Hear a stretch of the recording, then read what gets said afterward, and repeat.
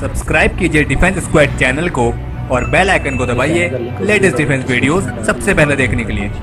Hello defence lovers, स्वागत है आपका डिफेंस ज्ञान सीरीज के फ्रेश एपिसोड में। आज के एपिसोड में हम भारत की एक ऐसी स्पेशल फोर्स के बारे में बात करेंगे जिनके काम की तारीफ तो उनके दुश्मन भी करते हैं, और इस फोर्स ने ऐसे ऐसे मिशंस को अंजाम देके दिखाया है जो पहले कभी नामुमकिन से हुआ करते थे। हम बात कर रहे हैं इंडियन आर्मी की पैराशूट रेजिमेंट के अंदर आने वाली 9 पैरा एसएफ बटालियन के बारे में। और आज के एपिसोड में हम जानेंगे कि ये 9 पैरा एसएफ इतनी खास क्यों है। So without wasting any time, let's begin. इनके पीछे क्या है, मतलब इतनी फेमस क्यों है, ये सीक्रेटिव क्यों है? वीडियो में आगे बढ़ने से पहले हम आपको बताना चाहेंगे कि हम parachute regiment, para special force और पैरा स्पेशल फोर्स को कैसे ज्वाइन किया जाता है, इन सब सवालों से संबंधित हम वीडियोस ऑलरेडी पहले बना चुके हैं। अगर आपने वो वीडियोस नहीं देखी हैं तो आप उन्हें भी जाकर जरूर देखें, क्योंकि उनसे भी आपको भारत की एलीट पैरा स्पेशल फोर्स के बारे में काफी कुछ नया जानने को मिलेगा। और उन सभी वीडियोस का लिंक हमने आपको इस वीडियो के आई बटन में दे दिया है। तो चलिए अब आते हैं इस वीडियो के मेन टॉपिक पर, जो की है 9 पैरा एसएफ। 2016 में पैरा कमांडोज द्वारा पीओके में घुसकर जो सर्जिकल स्ट्राइक को अंजाम दिया गया था, उसके बारे में तो लगभग आप सभी जानते ही होंगे। लेकिन क्या आप जानते हैं कि ये पैरा कमांडोज की पहली सर्जिकल स्ट्राइक नहीं थी, जबकि असल में 1971 के भारत पाकिस्तान युद्ध में भी पैरा कमांडोज इस तरह की सर्जिकल स्ट्राइक को अंजाम दे चुके हैं, जिसमें पैरा कमांडोज की एक रेडिंग टीम ने पाकिस्तान के क्षेत्र में घुसकर पाकिस्तान की आर्टिलरी लोकेशंस को डिस्ट्रॉय कर दिया था। और यही पाकिस्तान के अंदर घुसकर पैरा कमांडोज द्वारा की गई सबसे पहली सर्जिकल स्ट्राइक भी मानी जाती है। और इस पहली सर्जिकल स्ट्राइक को अंजाम देने वाली फोर्स कोई और नहीं बल्कि पैरा स्पेशल फोर्स की यही 9 पैरा एसएफ बटालियन थी। और 9 पैरा एसएफ के इस ऑपरेशन को ऑपरेशन मंधोल के नाम से जाना जाता है। और इस ऑपरेशन मंधोल पर भी हम ऑलरेडी डिटेल वीडियो पहले बना चुके हैं, और उसका लिंक भी आपको इस वीडियो के डिस्क्रिप्शन में या फिर आई बटन में मिल जाएगा। और आपको बता दें कि जो ये ऑपरेशन मंधोल है, ये इंडियन मिलिट्री एकेडमी के सिलेबस का भी हिस्सा है। और 9 पैरा एसएफ ने अपने इस ऑपरेशन में दुश्मन को कितना बड़ा नुकसान पहुंचाया था, इसके बारे में जानकारी तब मिली थी जब पाकिस्तानी आर्मी ने सीज फायर के आदेश दे दिए थे, और उसके बाद ही मालूम पड़ा था कि इस ऑपरेशन मंधोल में पाकिस्तान को कितना बड़ा नुकसान पहुंचा था।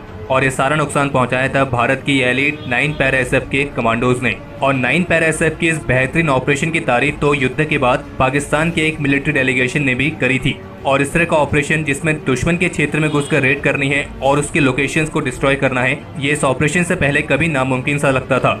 लेकिन 9 पैरा एसएफ ने इस नामुमकिन से लगने वाले मिशन को मुमकिन करके दिखाया। 9 para SF counter insurgency, counter terrorism और अनकन्वेंशनल वॉरफेयर के साथ साथ माउंटेन और हाई ऑल्टीट्यूड वॉरफेयर के लिए एक्सपर्ट मानी जाती है। और ये दुनिया भर की बेहतरीन स्पेशल फोर्सेस यूनिट्स के साथ जॉइंट एक्सरसाइजेस भी आयोजित करते रहते हैं, जिनमें ब्रिटेन की SAS और अमेरिका की ग्रीन बैरे और डेल्टा जैसी स्पेशल फोर्सेस आती हैं। और केवल इतना ही नहीं बल्कि भारत की जो मोस्ट सीक्रेटिव यूनिट मानी जाती है, जिसे हम स्पेशल ग्रुप के नाम से जानते हैं और कुछ लोग तो उसे घोस्ट रेजिमेंट भी कहते हैं, इस यूनिट में भी अधिकतर 9 पैरा एसएफ के कमांडोज को भर्ती किया जाता है। और केवल इतना ही नहीं बल्कि जम्मू कश्मीर में राष्ट्रीय राइफल्स की बटालियंस में अधिकतर 9 पैरा एसएफ के कमांडोज ये शामिल किए जाते हैं। और ये फोर्स खास करके पीओके और कश्मीर वैली में इंटेलिजेंस और मिलिट्री ऑपरेशंस को अंजाम देने के लिए फेमस है। और जबकि 1987 में श्रीलंका के ऑपरेशन पवन में 10 पैरा एसएफ के साथ 9 पैरा एसएफ के कमांडोज भी शामिल हुए थे। और इस ऑपरेशन में 9 पैरा एसएफ के 12 कमांडोज को श्रीलंका में इंडियन हाई कमीशन की सुरक्षा की जिम्मेदारी सौंपी गई थी, जो कि उन्हें बखूबी निभाई थी। और केवल इतना ही नहीं बल्कि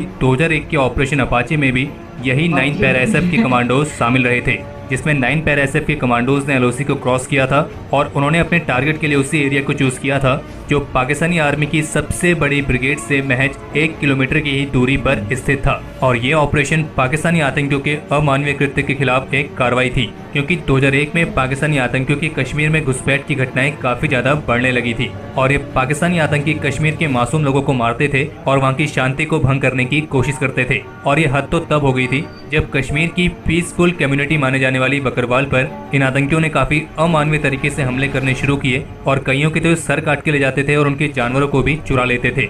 और तब जाकर इस कम्युनिटी के लोग इंडियन आर्मी के पास मदद के लिए पहुंचे थे और फिर इंडियन आर्मी की 9 पैरा एसएफ ने इन पाकिस्तानी आतंकियों को उन्हीं की भाषा में जवाब दिया था। और 9 पैरा एसएफ का ये जवाब कितना घातक था, ये आप स्क्रीन पर जो इमेज आ रही है उसको देखकर अंदाजा लगा सकते हैं। और कहा जाता है कि यह ऑपरेशन इतना सीक्रेटिव था कि इसके बारे में जानकारी भारत सरकार को भी नहीं दी गई थी। और यह ऑपरेशन खास इसलिए भी था क्योंकि इस ऑपरेशन को बटालियन के कमांडिंग ऑफिसर ने खुद लीड किया था। हालांकि औपचारिक रूप से इस ऑपरेशन को कभी भी सार्वजनिक तौर पर सामने नहीं लाया गया, लेकिन कहा जाता है कि ऑपरेशन अपाचे कश्मीर में शांति स्थापित करने वाले मेजर ऑपरेशंस में से एक है। और 9 पैरा एसएफ की काबिलियत का अंदाजा आप इसी बात से लगा सकते हैं कि उन्होंने अपने टारगेट के लिए जानबूझकर उस एरिया को चुना था जो कि पाकिस्तानी आर्मी की सबसे बड़ी ब्रिगेड के पास था। यानी कि पाकिस्तानी आर्मी वहां से बेहद ही करीब होने के बावजूद भी 9 पैरा एसएफ के कमांडोज का कुछ भी नहीं बिगाड़ सकी थी। और बाकी 2016 के सर्जिकल स्ट्राइक में पुंछ जिले में प्रवेश करने वाली टीम 9 पैरा एसएफ की थी। और जबकि कई सारे लोग 9 पैरा एसएफ को घोस्ट ऑपरेटर के नाम से भी जानते हैं। और ऐसा इसलिए है क्योंकि कश्मीर में अपने ऑपरेशंस के दौरान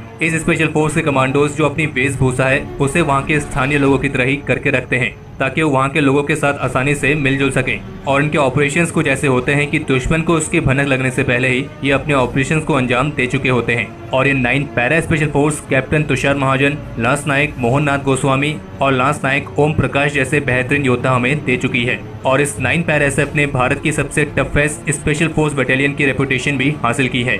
और जैसे कि हमने कहा कि जो ये 9 पैरा एसएफ है ये मुख्य रूप से अनकन्वेंशनल वॉरफेयर में शामिल रहती है। यानी कि ये आमने सामने की लड़ाई में नहीं रहते हैं, बल्कि इनके लिए बेहद ही खास तरह के ऑपरेशन होते हैं। जैसे कि कश्मीर वैली में किसी आबादी वाले क्षेत्र में आतंकियों की घुसपैठ होने से रोकना, या फिर कश्मीर के अंदर आतंकियों को उनका कोई ऑपरेशन बेस स्थापित करने से रोकना। यानी कि इस स्पेशल फोर्स का टास्क ऐसी जगहों पर होता है जहाँ पर ऐसा नहीं है कि आप अपनी गन्स या फिर सीधा बॉम्ब फेंक कर उन आतंकियों को खत्म कर दें, क्योंकि वो आतंकी किसी आबादी वाले क्षेत्र में है। तो ऐसे में 9 पैरा कमांडोज को ये ध्यान रखना होता है कि ये ऑपरेशन बेहद ही प्रिसाइज और कैलकुलेटेड होना चाहिए ताकि कोई भी कोलेटरल डैमेज ना हो और किसी भी सिविलियन की जान ना जाए। कश्मीर में तो ये 9 पैरा एसएफ के कमांडोज एक कांस्टेंट स्टेट ऑफ बैटल में रहते हैं। बाकी कश्मीर में 9 पैरा एसएफ के साथ 1 पैरा एसएफ और 4 पैरा एसएफ भी तैनात रहती है और उनके अपने अलग अलग टास्क होते हैं। और आपको ये भी बता दें कि 10 पैरा एसएफ जो कि डेजर्ट स्कॉर्पियंस के नाम से जानी जाती है, क्योंकि ये डेजर्ट वॉरफेयर के लिए सबसे ज्यादा एक्सपर्ट है। और इस 10 पैरा एसएफ के बनने के पीछे भी 9 पैरा एसएफ ही जिम्मेदार है।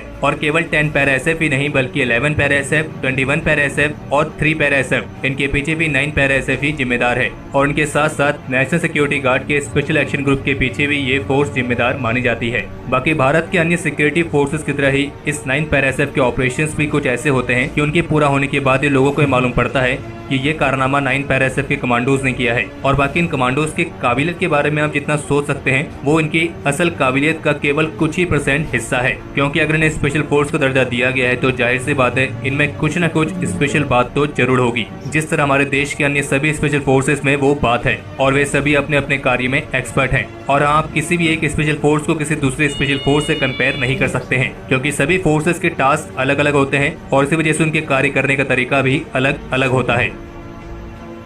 तो हमारे आज के इस एपिसोड के लिए इतना ही। अगर आपको ये एपिसोड पसंद आया हो तो इस वीडियो को लाइक करे बिना कहीं ना जाएं।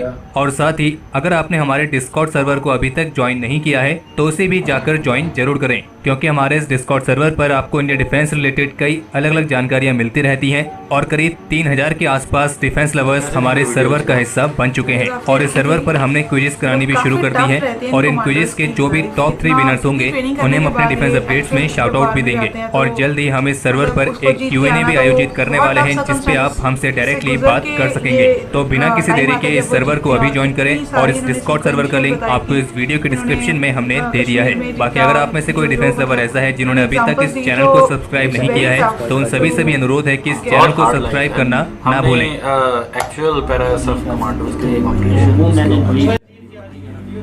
ये है कि इनकी जो वो सिलेक्शन थी और साथ में आप सिलेक्शन हमने देखी थी, चलो उसके बाद